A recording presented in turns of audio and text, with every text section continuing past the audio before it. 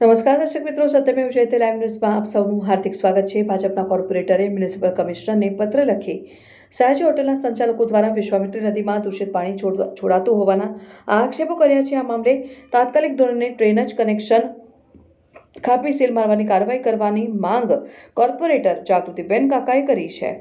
વડોદરાના મધ્યમાંથી પસાર થતી વિશ્વામિત્રી નદીના તટે આવેલી છે સયાજી હોટલ દ્વારા ભીમનાથ બ્રિજ પાસે વિશ્વામિત્રી નદીમાં દૂષિત પાણી છોડાતું હોવાનું ભાજપના કોર્પોરેટર જાગૃતિબેન કાકાના ધ્યાને આવ્યું હતું। આ બાબતે તેમની પાસે વિડીયો પુરાવો હોવાની પણ વાત તેઓ કરી રહ્યા છે। દૂષિત પાણી વિશ્વામિત્રી નદીમાં ઠાલવવામાં આવી રહ્યું હોવાના આક્ષેપ સયાજી હોટલ સામે જાગૃતિબેન કાકાએ કર્યા છે। આ મામલામાં જાગૃતિબેન કાકાએ મ્યુનિસિપલ કમિશનર દિલીપ રાણાને પત્ર હોટલના સંચાલકો દ્વારા વિશ્વામિત્રી નદીમાં દૂષિત પાણી છોડાતું હોવાથી તાત્કાલિક ધોરણે હોટલનું ડ્રેનેજ કનેક્શન કાપી સીલ મારવાની કામગીરી કરવાની માંગ કરી છે।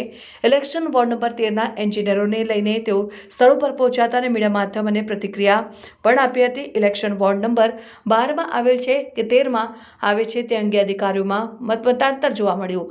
જાગૃતિબેન કાકાએ જણાવ્યું કે વોર્ડ નંબર 13માં આવે કે 12માં આવે, નદીમાં દૂષિત પાણી છોડાઈ રહ્યું છે તો તેમને છોડવામાં નહીં આવે, કડક કાર્યવાહી થશે। મ્યુનિસિપલ કમિશનર પર વિશ્વાસ હોવાનું જણાવ્યું। તેમણે ઉમેર્યું હતું કે આ બાબતે સંકલન બેઠકમાં ભાજપ વડોદરા મહાનગર અધ્યક્ષ, સાંસદ અને ધારાસભ્યોનું પણ ધ્યાન દોરશે અને સ્થાયીની બેઠકમાં પણ રજૂઆત કરાશે તેમ ઉમેર્યું।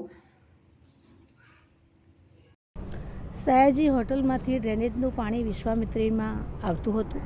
મારા ધ્યાન ઉપર આવતા તરત જ કમિશનર સાહેબને મેં પત્ર લખ્યો કે સયાજી હોટલને સીલ કરો, એમના ડ્રેનેજ પાણીના કનેક્શનો બંધ કરો। વિશ્વામિત્રી નદી એક ઋષિમુનિઓની નદી છે। અહીંયા આગળ વિશ્વામિત્રીના તટ ઉપર મહાદેવના મંદિરો પણ આવેલા છે।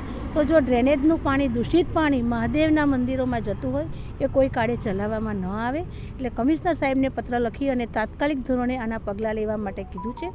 વોર્ડ નંબર 12 અને 13 અધિકારી કહી રહ્યા છે, પણ વોર્ડ નંબર 12માં હશે કે 13માં હશે, અત્યારે મેં 13ના અધિકારીને બોલાયા છે। 12ના એન્જિનિયર સાથે પણ મેં વાત કરી છે। આજે સ્ટેન્ડિંગની અંદર કમિશનર સાહેબને આના માટે કહું છું।